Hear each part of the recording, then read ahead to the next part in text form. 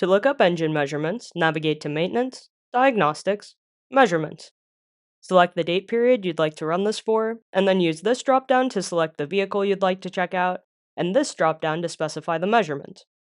This report has certain data caps on it when viewed from MyGeotab, so unless you're planning to download it as an Excel report, it's best to run this on a single vehicle for a fairly short amount of time. Although there are rare examples where running this for a longer time frame makes sense. For example, you'd select a full day here and leave diagnostics set to all so you can view everything the device is reading if you believe that a vehicle isn't sending as much information as it should be. If your search shows only telematics measurements, such as accelerometer data, you know that the device is not actually pulling engine data.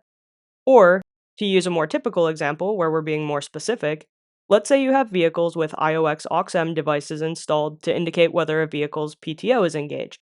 In this case, we'll look up one vehicle and the one relevant IOX measurement to see when the PTO was engaged yesterday after 10 a.m. We can click this section to see the exact time the PTO was in use, and we can click here to view those instances on a graph. Of course, if you need to pull a lot of data here for some reason or would like to do further analysis on it, you can download the full dataset in an Excel document here.